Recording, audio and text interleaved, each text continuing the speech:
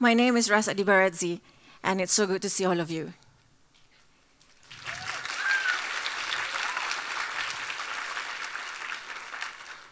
I am a paraplegic. I was born like most of you. I could walk. I could jump about. I could do many things. I was a trained dancer. I would do free falls from 10,000 feet with parachutes, and I ride bikes, and I dance nonstop. In 1995, someone hit me. I was driving. The person was driving as well.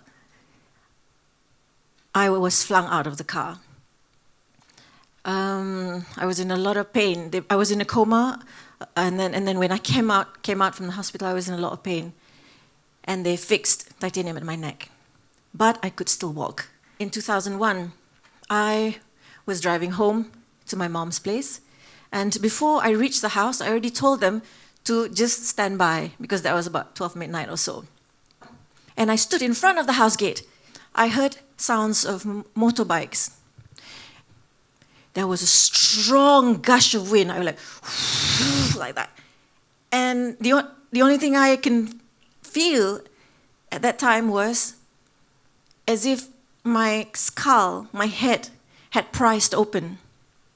One of the boys came down from the bike, took his helmet, and just bang and bang and hit my head. I screamed and I fell to the ground. And my family members just freaked out.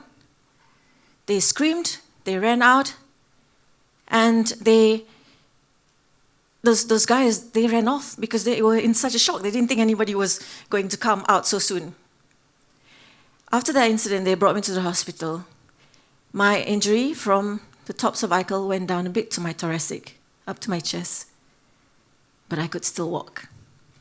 I was given time to walk from 1995 to 2001. 2002, I was taking something from the high cupboard. I was climbing the ladder, and I slipped. And when I fell, I felt like, the sound I heard is like, so I thought maybe, I just sprained my back. And I just left it as it is. Half an hour or 45 minutes later, I can't remember, I got up. When I tried to get up, I was sleeping on like a bed, macam tatami. So I pushed myself up to go to the washroom. My legs crumbled under me. I couldn't feel my legs. It was numb. I didn't have the strength. Brought me to the hospital.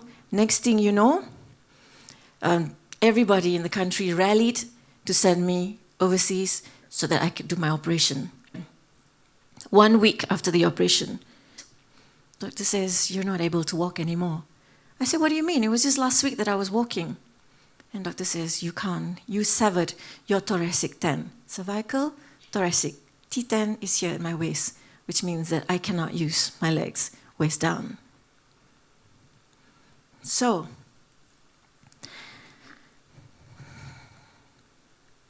this is my story. Before that, I'm going to do this.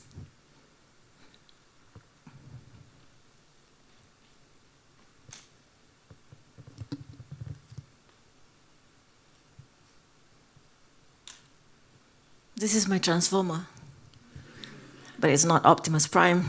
I wish it was, though. So this is my story, ladies and gentlemen. This was me. I wish I can be half of that size, but, life's like that. I love food too much. And that's me riding my Harleys. I love riding bikes. I've always been in the arts. I'm a poet. I write. I've written 3 books. So I've been very, very active until this, when I had my accident. The first mishap in 1995. And I went rock bottom. And it was very, very hard. I was in pain and alone. I'm going to tell you one thing in life. You cannot depend on anybody. People come, people go. You're on your own. You came here alone. You come back alone. Always remember that you need to love yourself. If you have someone who loves you, fine. It can be a spouse, it could be a boyfriend, husband, wives, or even partners, or even good friends. Then you're lucky. But some of us are not so. When I became disabled, I lost all my friends. Then I realized that you actually have a lot of acquaintances, friends, you only have 1, 2, 3. You don't have many friends. So, but I didn't want to give up. 1.5 years, I was actually talking to myself. I was going crazy every day. I asked God to bring me home because I don't know how to live like this. Bawalah aku pulang, bawalah aku pulang. Saya tidak tahu bagaimana untuk hidup begini. I don't know how to live like this. That's very wrong. But you know, when you're down, you just go crazy, you know. The friends whom I thought were my friends wasn't there. And then I told myself, it's okay. When people don't come and see you, maybe they have other things to do or they don't know what to say. Except, I'm sorry. So I gave them the benefit of the doubt. Kita kena selalu bersangka baik. You must always think good of others. So I'm never one to accept the word no. I bounced back and I took charge. Family, I mingled with society. I reached out to childhood friends. And I met newer friends, new environment. And then God sent me a present. When I was disabled, the doctors told me to at least put 10 things in, you know, like a chart, what you want. This was one of the things that I wanted to have in my life. This one is called Umar. He's my heart, he's my soul. Kids, yeah, they don't care if you're disabled. Kids, they don't discriminate. He's my soul and he's my everything. I can't put him on my lap anymore. He's just way too big. And then my new life. Okay, so we're school friends. We met in 2013. And he's my manager as well. He's my confidant. He's my sparring partner. He's my buddy, my fighting partner. The fighting part is a bit more. And then, wait, this went too fast. My new kids. There's 2 of them in front. You want to stand up and say hello? This is Francine and Fina. Yeah. I didn't tell them I was going to put this. You know, I'm very lucky because I've got a few foster children and they're here from Germany. And then the other one, she's in Thailand, speaks fluent Malay. Yeah. And another one came into my life. This is Amar. So, yeah. I've been very fortunate in my life. So, my heroes. So let's play our first video. I'm going to show it to you. I'm just going to come down so that you can have a look at it. You can switch off the spotlight for a while. Okay.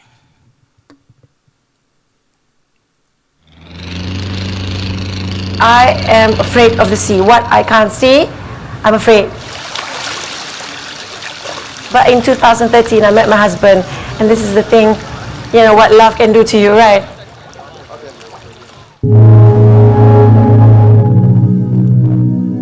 When I told my disabled friends of my experience, they just gulped. And then they asked me, did you see Nemo? I said, I saw many Nemos. And then they said, what else do you see? And I said,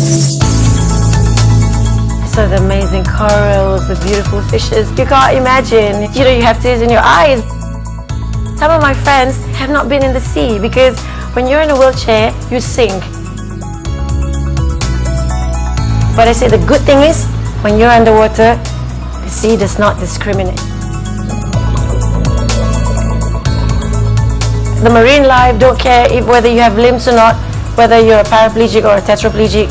They don't care whether you can speak or not, because you do sign language underwater anyway.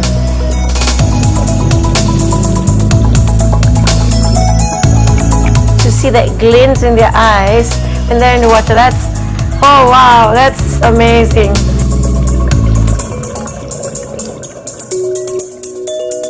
I always tell them, oh, the sky is the limit. But then when I went underwater, I was like, hey, the sea is the limit.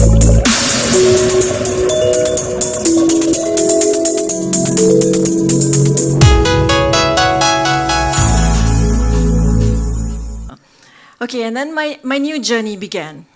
A journey so full of surprises. I had to learn again. It's so difficult. I have to use diapers and stuff like that. Putting my clothes is difficult. I had to learn how to drive again. I had to do many things, you know. And I was in search of excellence and to reach greater and higher things for glory and for my community. That was in Singapore for the Youth Olympics, you know, bringing the obor. This wheelchair. I pushed my wheelchair in 2003 from Johor Bahru, Melaka, Negeri Sembilan until Putrajaya, 490 kilometers in 10 days. When I was doing this wheelchair race, there was one time I was pushing and pushing and pushing.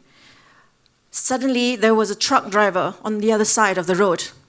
And he opened his window and he says, Deep. That's what they call me, Deep, Adiba. So he said, Deep, hidup mesti diteruskan. He said, Deep, life has to go on. And I'm like, okay, do I know a truck driver?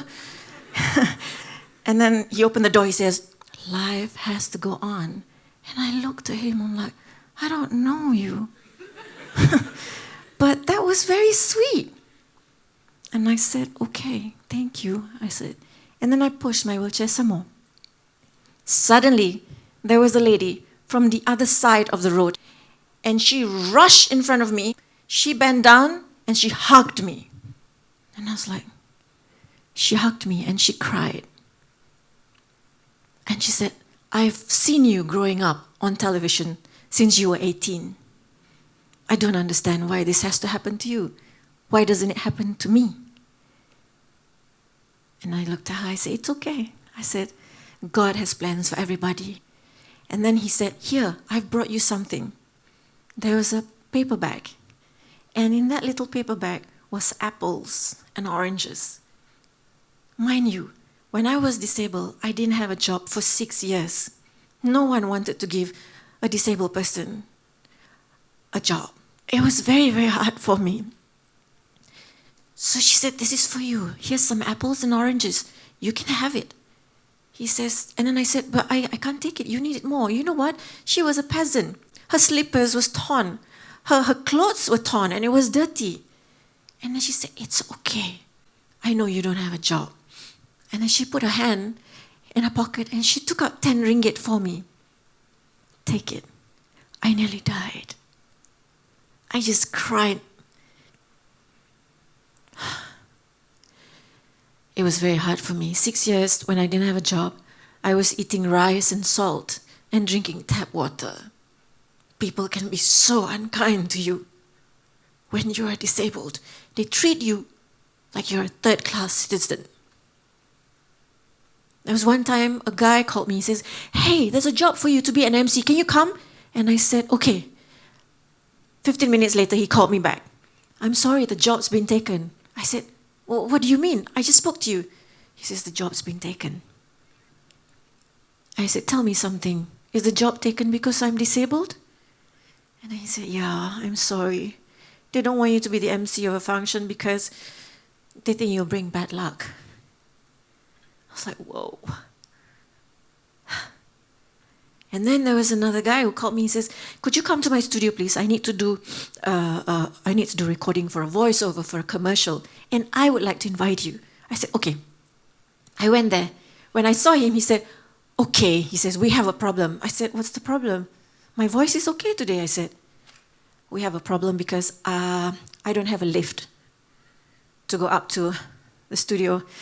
He walked up with my wheelchair. I transferred down to the steps. I pushed myself up, 6 stories up.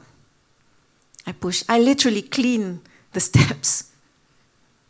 By the time I reached up there, he felt so bad. He said, I'm so sorry for doing this to you. I said, please don't. And then he took a towel. He says, come, let me wipe your hands. I put up both my hands, both. When I showed him my hands, it was all torn and bleeding. He said, I am so sorry. He said, I shouldn't have done this to you. I should have been more receptive. I said, please don't be sorry. You're giving me a chance to live. I feel good about myself. You're giving me $500. That helps me. So there you go. I got into sports and I aim to reach for the stars. So let's have a look at the next video. This video was actually produced by Harpo, by the Oprah Winfrey team. Have a look.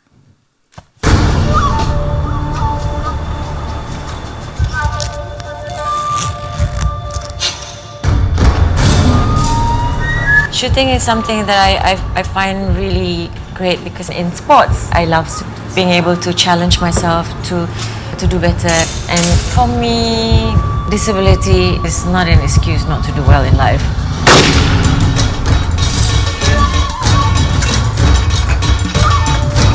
It's not just a 10, you know, it's 10.10, 10.9, 10.10. Practice makes perfect.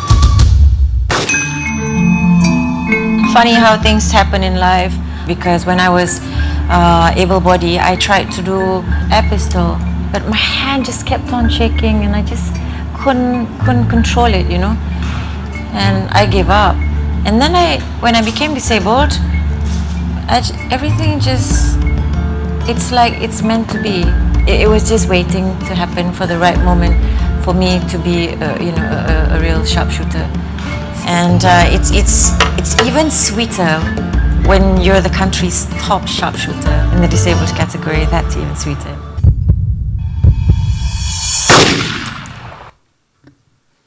So if you need a sharpshooter, you know who to call, right? My ex-husband asked me, how is it that you shoot so well? I just imagine you're the target.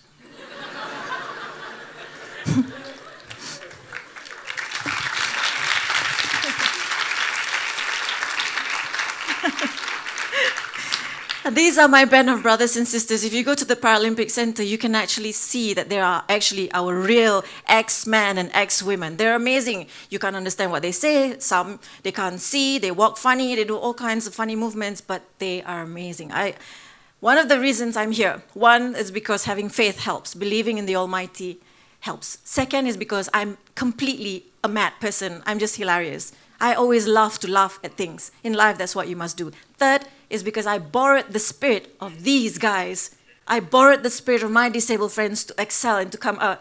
Because I see them, they don't have anything, but they're fine.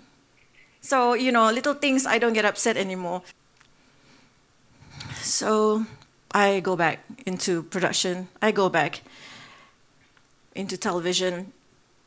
It's like I never left. Like nothing has changed at all. Like I just woke up from a long sleep. But you know what? I dream, and I dream big.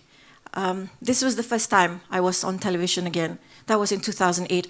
I tell myself that everything happens for a reason, yeah? And reasons that sometimes we don't understand, that all the pain, tears, and hard work and patience will be all worth it. Trust me, trust me. And my disability, I tell myself, is actually my ability. So I promise myself to make the most of what the Almighty has bestowed me, and that I'm never, ever, ever going to look back. So I sang the blues away. I learned to laugh at myself and life. I learned to live it up. And, I did theatre productions for all of us, and I learned and worked hard to live life to the fullest. This has been my story, and it will be yours too. The word impossible does not exist. We created it because we're just plain lazy. You need to take charge. Your destiny is in your hands. You got to seize the day. You got to seize the moment, because it is not going to come back again. This moment is not going to come back again. We are all here fated to be meeting each other. You need to believe in yourself, because life is fragile, okay? You have to prepare for the unexpected. Like me, who would think that I become a disabled, right? Who would think? You need to bounce right up no matter what. You need to succeed. You need to be focused, and you need to be disciplined. You got to be a dream catcher. Catch your dreams before it flies away. You got to share, and what you learn, little things, you got to educate. And when you hit your mark, you have to hit higher. And you never take things for granted. You need to go in with the eye of the tiger. So here I am today. If I can be what I am, you can do better than me. But I need you to promise me something. Can you please promise me one thing? Thank you. I was waiting for somebody to say that. I need you to promise me to be my legs. I need you to travel the world. When you go here, you go there, think of me. You can PM me on a messenger or Instagram or Twitter. Be my legs. Climb the mountains for me. Swim the seas. Run for me. Dance for me. Ride the bikes for me. And see the world for me. Can you do that? Yes. Do the stuffs that I cannot do. Thank you, and I love you.